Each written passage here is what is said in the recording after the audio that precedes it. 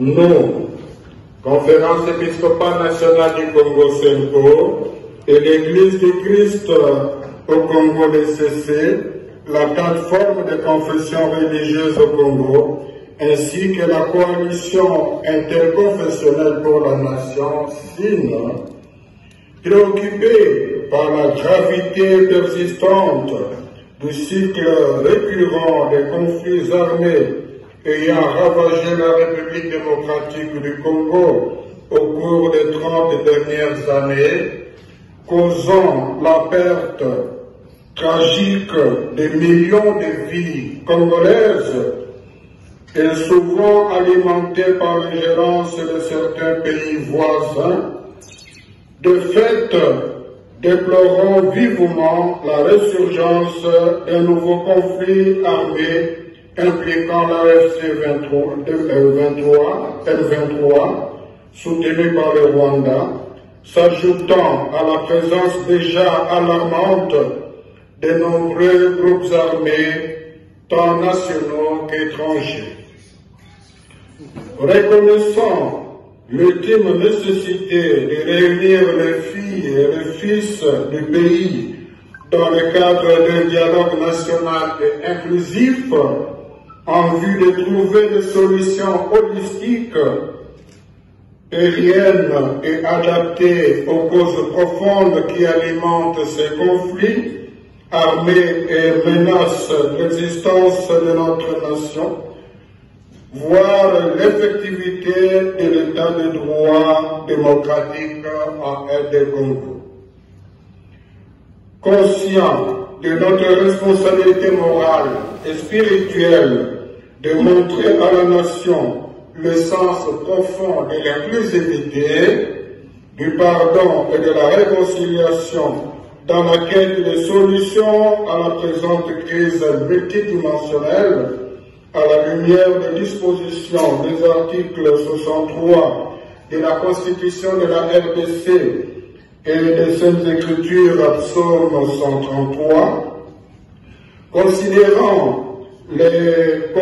conclusions du rapport d'information au terme des consultations nationales, régionales et internationales menées par la CENCO et l'ECC dans le cadre de l'initiative du pacte social pour la paix et le bien vivre ensemble en RDC et dans la région de Grand Lac,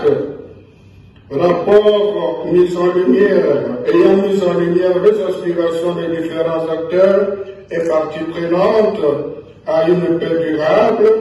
à la réconciliation nationale et à une gouvernance équitable. Attendu que la plateforme de confession religieuse au Congo a proposé à la nation l'initiative technique structurée et sécurisée l'ensemble des composantes majeures de la nation. En l'occurrence, la majorité au pouvoir,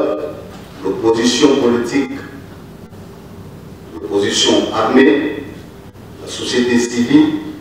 les autorités coutumières et traditionnelles, la diaspora congolaise, les personnalités indépendantes ou influentes issues du monde académique, culturel, intellectuel ou alors économique. Afin de garantir une participation représentative, équilibrée et inclusive à ces dits dialogues, un mécanisme de répétition et répartition d'usage équitable et des quotas sera mis en place. Celui-ci tiendra compte de l'équilibre entre différents groupes. Les modalités pratiques de la tenue de ces assises politiques, notamment la structure de médiation et son plan de fonctionnement, seront rendus publics en temps opportun. Au terme de cette étape clé de notre initiative, nous prévoyons une cérémonie solennelle de remise à son Excellence Monsieur le Président de la République, chef de l'État, des conclusions du dialogue des experts et du dialogue politique, qui seront en définitive aux intellectuels, aux chercheurs, aux penseurs, aux experts et aux techniciens nationaux et ceux de la diaspora, qui seront appelés à la base, sur la base de la pertinence de leurs œuvres scientifiques,